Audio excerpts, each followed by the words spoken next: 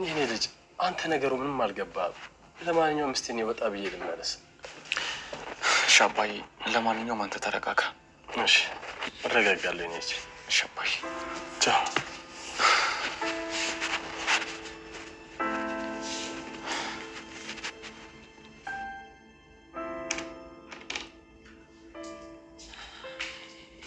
አለመናገር እኮ መብት ነው። ተረጋጋሽ፣ እነግርሃለሁ። አይ ተው ይቅርብኝ። እዝራ ተረጋጋ አልኩህ እኮ። እሺ በል ንገረኛ። የኔ ልጅ ይኸውልህ፣ ግን እንደማትናደድ ቃል ግባልኝ። ለምን እናደዳለሁ? ቃል ግባልኝ አልኩህ። እሺ አልናደድም። የሀና እናት መታ ነበር። ሀና? ሀና ማናት እንዴ? በዚህ ፍጥነት ረሳት? አባዬ ሀና ማናት? ያንተ ፍቅረኛ ነች። ምን ልታደርግ? ሴትዮዋ እኮ ጥጋበኛ። እንዴት? ያደረገችው አልበቃ ብሏት ጭራሽ ቤቴ ድረስ መታዛተችብኝ። ቤት ድረስ? እዚህ? አይገርምህ? ቆይ ምን ብላ ነው የዛተችብኝ? እገልሃለሁ አለችኝ። ምን? እገልሃለሁ? ተረጋጋ እንጂ የኔ ልጅ። እንዴት ነው የምረጋጋው አባዬ? ምንም አታመጣም። አይ ይሄማ ንቀት ነው። እዝራ እስቲ ተረጋጋ። ይሄን ያህል ድፍረት? ይሄን በፍጹም ልታገሱ አልችልም። ምን ልታደርግ? እኔ ማደርገውን አውቃለሁ።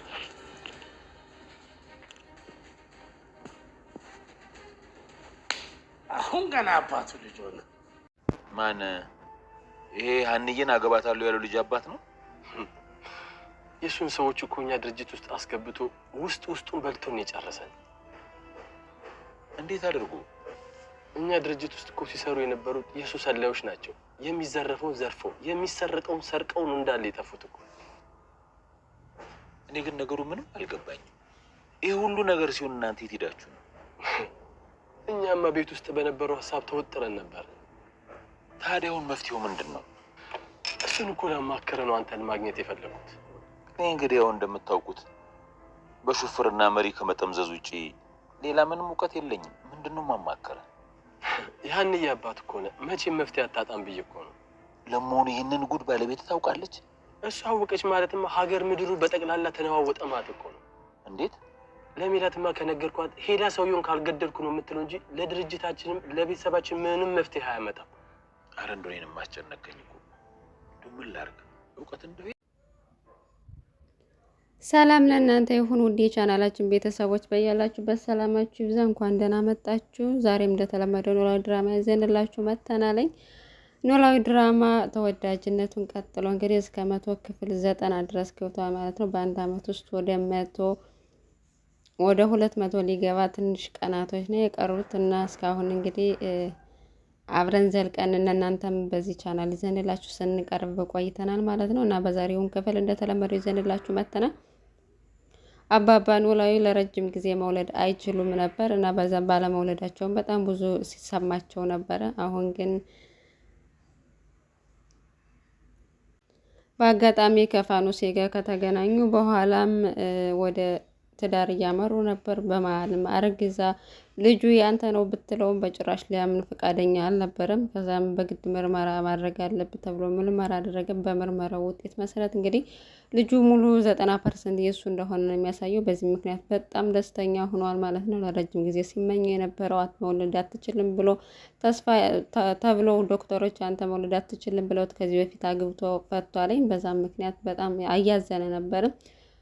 ሀኒቾንም ቢሆን ወስዶ ያሳደጋት በዛ ምክንያት ነው። ነገር ግን አሁን ላይ መውለድ እንደሚችል እና በፊት ታሞ ስለነበረ አዲስ አበባ የመጣበት ጉዳይ ታሞ ለሕክምና ነበር። ያን ሕክምናው ግን ታክሞ ስለዳነ ከዛ በኋላ ከሕክምናው ጋር አብሮ እንደጠፋለትና አሁን ላይ መውለድ እንደሚችል በተፈጥሮ ወላድ እንደሆነ ተነግሮት በዛም ደስ ብሎት እያብራራላት ነበር ለሚስቱ ፋኑሴን። በጣም ደስ ብሎታል። በእርግጥ እኔ መጀመሪያውንም ቢሆን እርግጠኛ ነኝ ልጁ ያንተ እንደሆንኩ አንተን ማመን ያቃተህ ብለው በጣም ደስተኛ ሆነዋል ማለት ነው። እሷንም ሙሉ % አምኗታለኝ፣ እርግጠኛ ሆኗል ልጁ የሱ እንደሆነ። በሌላ በኩል አቶ በቃሉና እዝራ ሌላ ብጥብጥ ውስጥ እየገቡ ነው ያሉት። ያው እሱም ቤት ውስጥ መቀመጥ አይፈልግም። በአባቱ የተነሳ እንግዲህ ብዙ ጥያቄዎች እየተነሱበት ይገኛልኝ። አንደኛ አባቱ እሱ የሚለው ሰዎች የሚሉትና እሱ የሚያውቀው ማንነቱ ተለያይቶበት እሱ ሁለቱን ሀሳብ ማስታረቅ አቅቶታል ማለት ነው። እናም ቤት ውስጥ አልቀመጥም እያለ ለምን በቃ ቁጭ ብለን መነጋገር አለብን ብሎ አለው አባቱ። እሱ መጨረሻ ላይም ቁጭ ብሎ መነጋገር ሲፈልጉ አባትየው ግን እኔ ግን ሀና ሆን ብላ ነው ይህን ነገር ያደረገችው የሚመስለኝ እንጂ አንተን ለማጥመድ ሆን ብላ ያደረገችው ነገር ነው የሚመስለኝ ብሎ የራሱን ጥፋት እንግዲህ ወደነ ሀናና ወይዘሮ ሜላት እያሳበበ ይገኛልኝ። እሱ ደግሞ በጭራሽ ሀና እንደዚህ ልታረግ አትችልም ብሎ ቢለውም እና መጀመሪያውንም ግን እኔን አስተዋውቀኝ ስልህ እሱ አባቴን ላስተዋውቅ ስትላተኝ እምቢ ያለችው እንዳይታወቅበትና ያው እንዳይጋለጥበት ፈልጋ ነው። ስለዚህ እናቷ በጣም መጥፎ ሴት ናተኝ እሷ ሆን ብላ እንድታጠምድላ ነግራት ነው የሚሆን ብሎ ጭንቅላቱ ሞልቶለታል ያው ማለት ነው። በተንኮል ሀኒቾንም እንድረሳት የወይዘሮ ሜላትንም ተንኮል ተናግሮ እሱ ነፃ ለመውጣት ማለት ነው። በዚህ ምክንያት ግራ ገብቶታል የትኛው ማመን እንዳለበት ማለት ነው። በሌላ በኩል የወይዘሮ ሜላት ድርጅት በድጋሚ ሌላ ችግር ውስጥ ገባ። እንግዲህ አቶ በቃሉ ድርጅት ውስጥ የራሱን ሰራተኛዎች በመቅጠር የተለያዩ መረጃዎችን በማምጣትና የወይዘሮ ሜላትን ድርጅት ደካማና ጠንካራ ጎኑን እየለየ የራሱን በሷ ውድቀት የራሱን ስኬት እየገነባ እዚህ ላይ ደርሷል። ወይዘሮ ሜላትን በራሳቸው ጠብ ቢዚ ሆነው አላስተዋሉትም ነበር። አሁን ላይም እሷ አላስተዋለችው። ምክንያቱም አንደኛ በሀና የሽምግልና መፍረስ በአቶ በቃሉ እስከዚህ ደረጃ ድረስ ገብቶ ቤተሰቧን የመበጥበጡ ጉዳይ በጣም ያስጨነቃል። የእሱን በቀል ግን አልተበቀለችም። ወደ ድርጅቷ ዙሪያ ስለዛ የምታስብበት ጊዜ ላይ አይደለም። ስለ ቤተሰቧ የደረሰውን ነገር ሁሉ የምትበቀልበት ጊዜ ስለሆነ አላስተዋለችውም። አሁን ያስተዋለው መስፍን ነው። መስፍን የሚተው ድርጅቱ በጣም አደጋ ላይ እንደሆነና የህልውናቸው መሰረት ደግሞ ድርጅቱ በመሆኑ እሱ ችግር ላይ ከወደቀ በጣም አደጋ እንደሆነ ለልጁ ምናሴ እያስረዳው ነበረ። የዚህን ያክል ሲለው አዎ በጣም ኪሳራ ውስጥ ገብቷል። አሁን ለሷ ላይ ለወይዘሮ ሜላት ማለት ነው ለሷ ከነገርኳት ደግሞ የባሰ ነገሮች ይባባሳሉ። በሽምግልናው ምክንያት ተናዳለች። ጭራሽ ደግሞ ይህን ከነገርኳት አቶ በቃሉን ካልገደልኩ ነው የምትለው።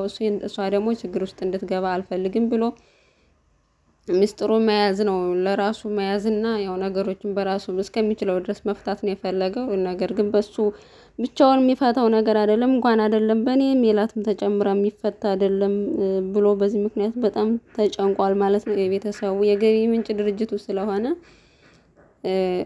እሱ ድርጅቱ ካሰረ ማለት እንግዲህ ጎዳና ላይ ወጡ ማለት ነው። በዛ ነው በጣም የተጨነቀው ማለት ነው። በሌላ በኩል ጽዮን ከረጅም ጊዜ ከጠፋችበት በኋላ ከጓደኞቿ ጋር ለመገናኘት እዝራን ለማየት ወደ ሰፈር ሄዳ ነበር።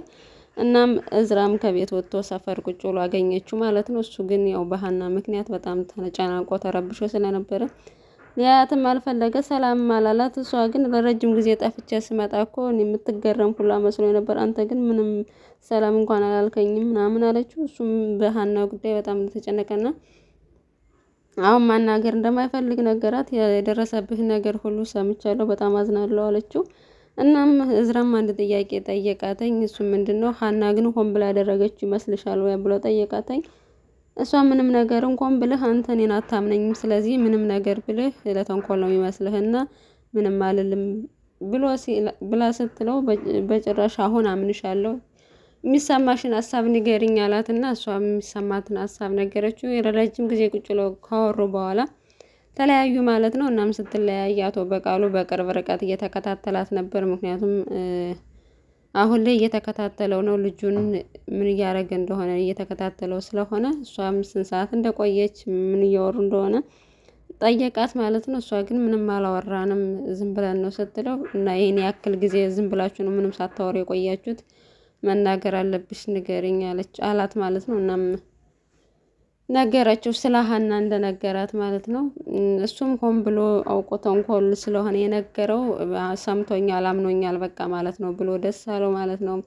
እናም ጓደኛ እንድትሆነውና በዚህ በችግሩ ጊዜ እንደውም ጓደኛ ስለሆነች አብረሹ እንድትሆኝ እፈልጋለሁ ብሎ ነገራት። እሷም እሺ ችግር የለውም ብላ ፈቃደኛ ሆነች ማለት ነው። ምክንያቱም ተፈልገው ስለነበረ ከሱ ጋር አብሮ መሆን።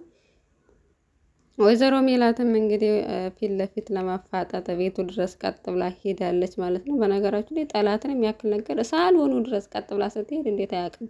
እኔ በጣም ጥያቄ ነው የሆነብኝ ማለት በር የለም ዘበኛ የለም ምን የለም ሀብታም ነው ተብሎ እንዴት ጠላትን የሚያክል ነገር ቤት ሳሎን ድረስ ዘው ስትል እንዲህ ብትገለውስ በጣም ከባድ ነው እና እቤቱ ድረስ ሄዳ አስፈራርተዋለች ማለት ነው። ይህንንም ለእዝራ ስለነገረው እዝራ ደግሞ እንዴት የቤት ድረስ መጣ ትዝታለች እኔ የተጫወቱብኝ አይበቃቸውም እና ጭራሽ የቤት መጣ እንዴት እንደዚህ ታደርጊያለች ስለዚህ ያለቃትም ብሎ ወደ ናሀና ቤት ሄዷል ማለት ነው። በቃሉም ደስ ብሎታል የአባቱ ልጅ ማለት አሁን ነው እያለ ማለት ነው። በልጁ እንደዚህ መሆን በጣም ደስ ብሎታል። እናም ሄዶ ወደ ናሀና ሰፈር ደርሷል። ናሀና ደግሞ ቤተ ክርስቲያን ካልሽ ብላ ጽዮን ይዛት ልትሄድ ፈልጋት ሲመለሱ ነበር። እናም እዝራም ሰዓት ጎርሶ ሰዓት ለብሶ ሲመጣ ፊት ለፊት ተገናኝተዋል ማለት ነው። እንግዲህ ከሀና ጋር ድጋሚ ተገናኝተዋል። ምን እንደሚላት በቀጣዩ ክፍል አብረን የምናየው ይሆናል። ውድ ቤተሰቦቻችን አብራችሁን ስለቆያችሁ እጅግ በጣም እናመሰግናለን። በያላችሁበት ሰላማችሁ ይብዛ።